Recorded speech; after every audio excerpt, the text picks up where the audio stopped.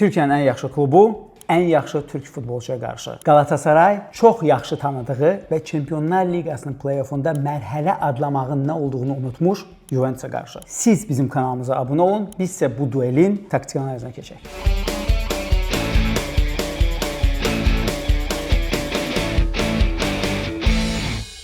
İlk öncə əlbəttə ki, bu analiz videosu Juventusu tanımağa yönəlib. Çünki biz artıq Galatasaray haqqında kifayət qədər danışmışıq. Galatasaray qış fasiləsində çox ciddi əlavə etdi Noelangın qismində. Nəticədə Galatasarayın winger mövqeyində Barış Alper və Sané ilə yanaşı indi də Noelang opsiyası var. Noelang bildiyimiz kimi sol cinah wingeridir. Çempionatın oyunlarında Sané zədəli olduğundan da Barış Alper sağ cinahda sınanırdı. Bu onun ana profili olmasa da yenə də bu Galatasarayın hansı istiqamətə getdiyindən xəbər verir. Çünki əgər tənqidi nöqteyi nəzərdən yanaşsaq, bir tərəfdən Galatasaray irad tutmaq olar ki, komanda təxminən 150 milyon avroya yaxın pul xərcləyib. Komandanın çox mükəmməl 11-liyi var. Əvəzində isə həm Türkiyə çempionatında, xüsusilə də Çempionlar Liqasında uğurlu çıxış etmək üçün, davamiyyətli çıxış etmək üçün lazım olan 16-lığı yoxdur. Amma görünən odur ki, Galatasarayın götürdüyü kurs ondan ibarətdir ki, bu mövsüm ilk 11-lik mümkün qədər top, mümkün qədər mükəmməl olsun və bu mövsümün sonunda, gələn mövsümün sonunda növbəti transfer pəncərələrində Galatasaray heyətin dərinliyinə də işləyəcək. Çünki müasir futbolu əgər iki turnirdə amansız rəqabətlə üzləşirsənsə,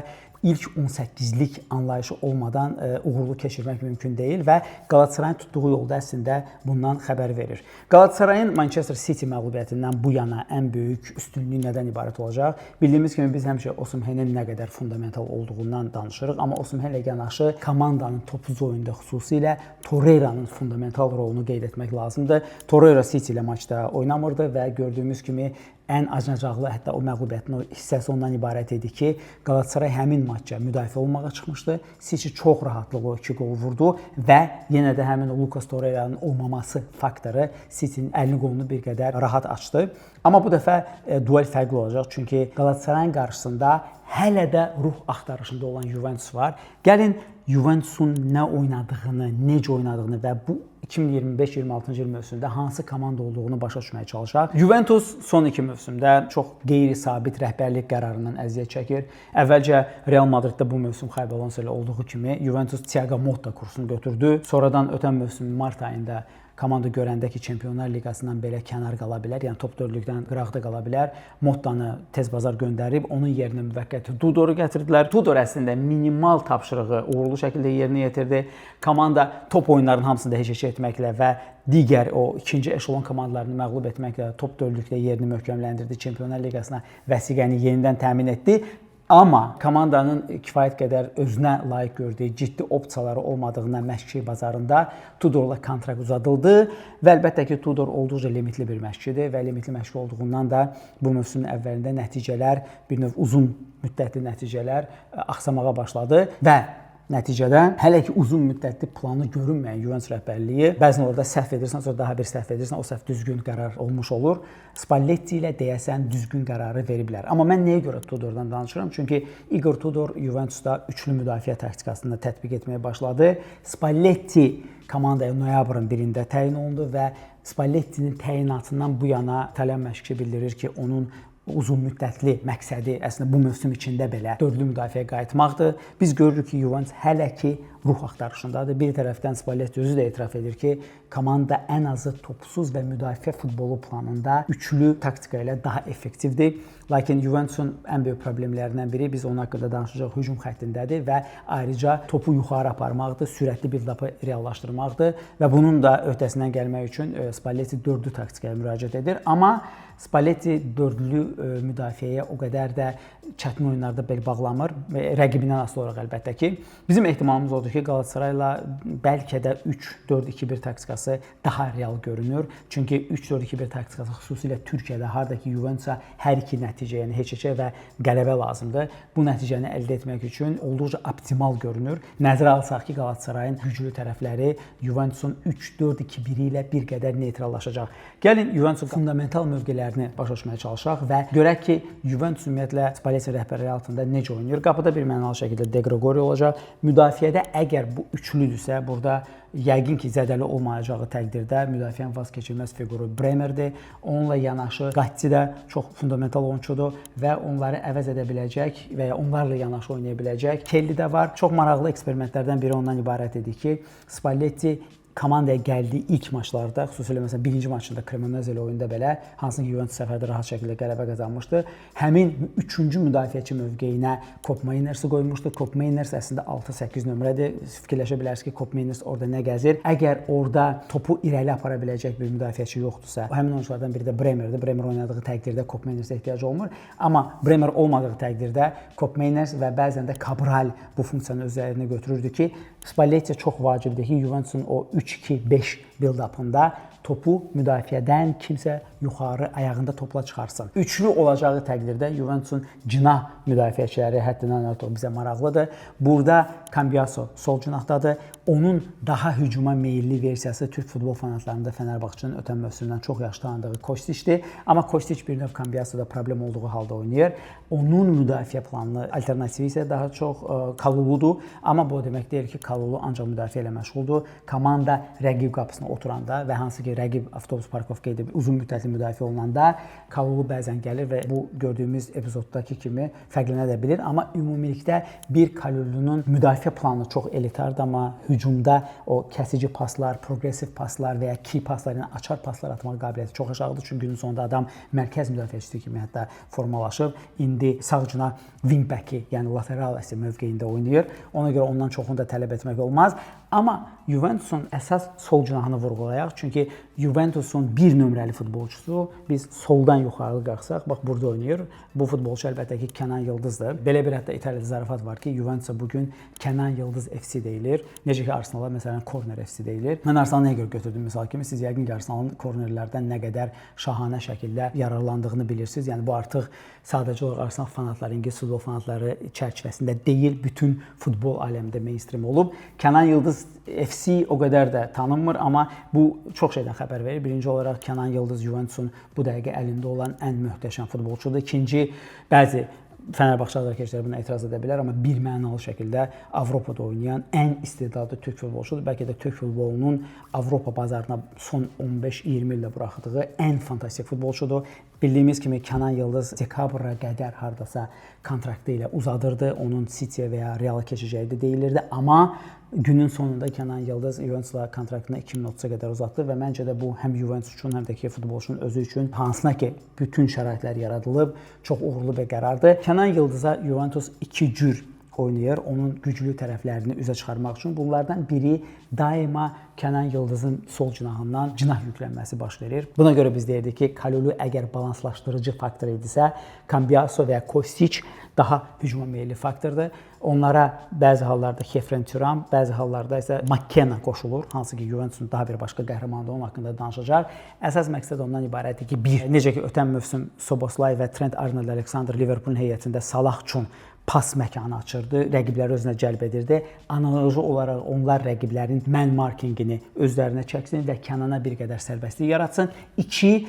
Kenan üçün çoxlu pas kanalları açsın. Yəni əgər bu mövqedə 3 futbolçu ilə Kenan paslaşa bilirsə, plus hücumçu var hansına ki Kenan pas ata bilər, ən azından Kenanın müxtəlif formasiyada minimum personal baxımından, yəni oyunçu baxımından 4 nəfər var ki, hansına ki Kenan paslaşa bilər və Kenan özü azad rəssam funksiyasını yerinə yetirir. O 10 nömrə kimi həm sol yarımcinahdan mərkəzə düşür, həm ikinci hücumçu kimi cərimə meydançasına girir. O bir növ futbolda belə bir termin var, 1-2, yəni 1-2 edərək zərbə mövqeyinə çıxır və Kenanın bir neçə zərbə vurmaq metodu var. Gəlin onu başa düşməyə çalışaq. Daha çox iki metoddan danışacağıq. Birinci, burada gördüyümüz kimi Kenanın mini şedevridir. Hardakı Buda Glimt'in müdafiəçilərini öz driblinqlə yorur və nəticədə Miretti'yə pas atır və Miretti də McKennie asistlik etmiş olur. O bir epizodda isə yenə də Buda Glimt Çempionlar Liqası maçında bu dəfə Kenanın zərbəsini Nikita Haykin qaytarsa da Jonathan David bunu uğurlu şəkildə tamamlayır.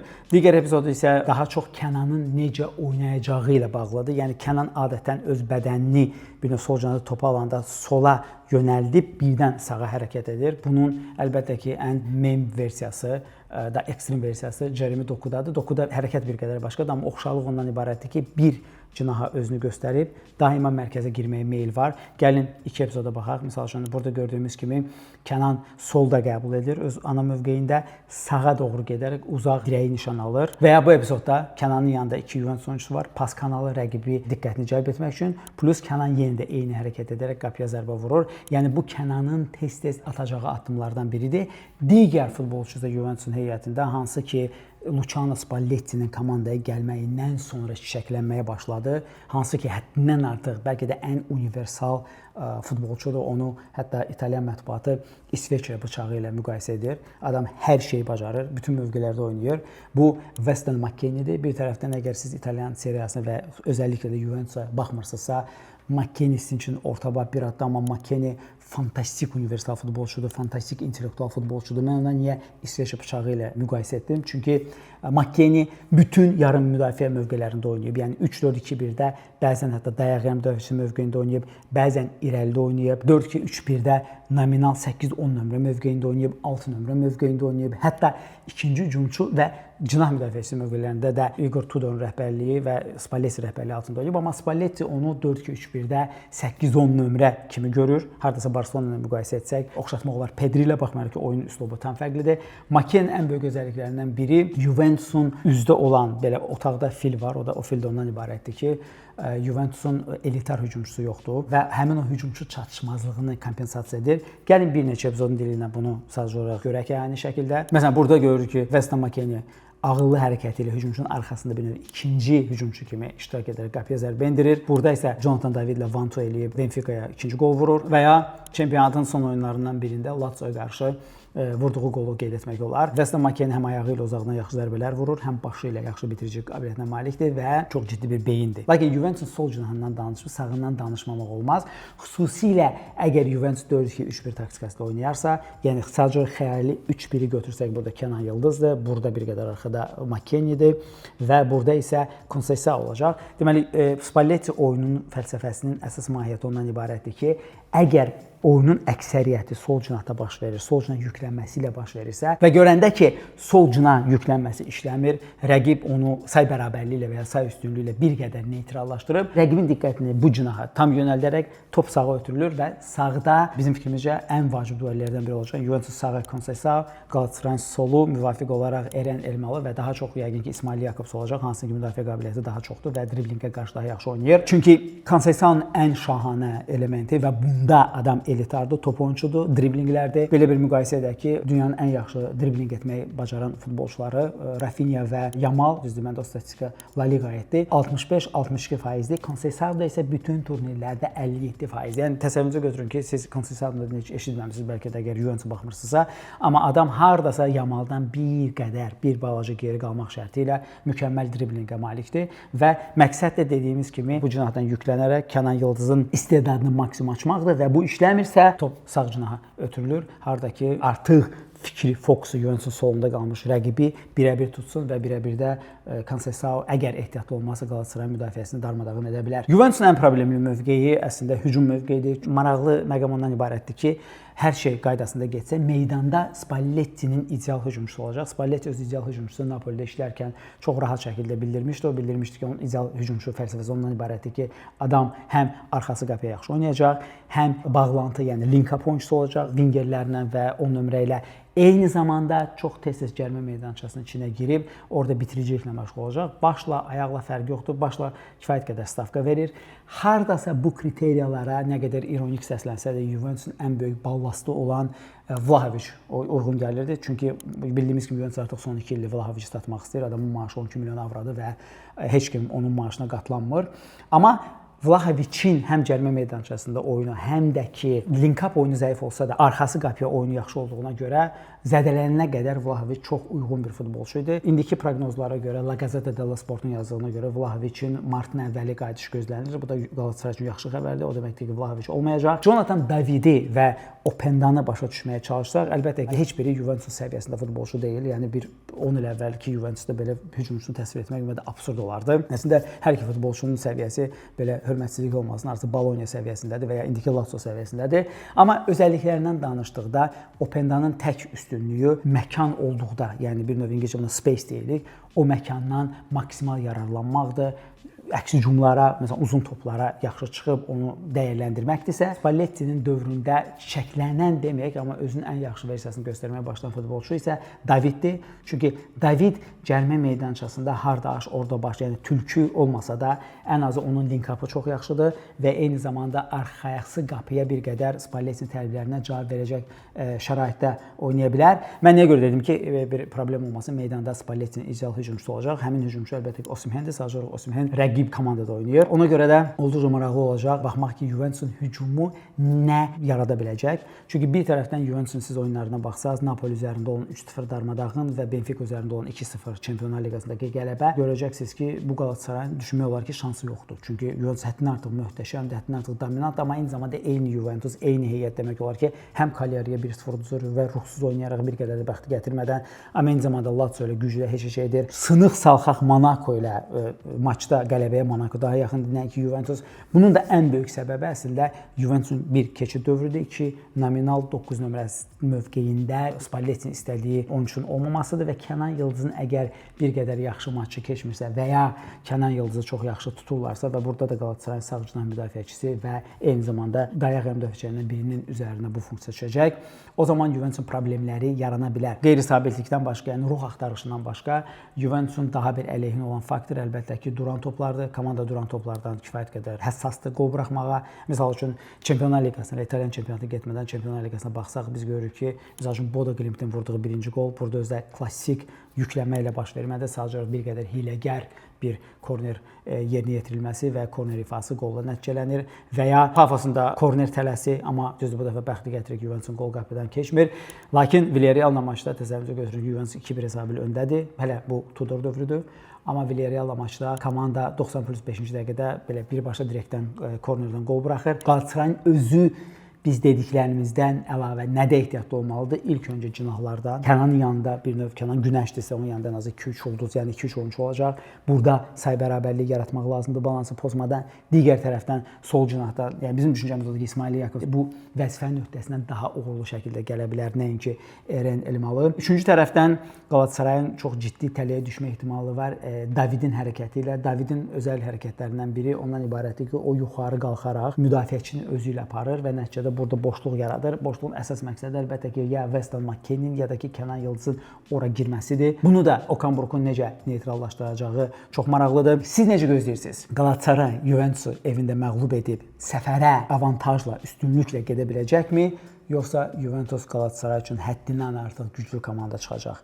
Fikirlərinizi şərhlər bölməsində bildirməyi unutmayın. Videomu bəyəndinizsə like düyməsini sıxın və kanalımıza abunə olun ki, belə analizləri buraxmayasınız.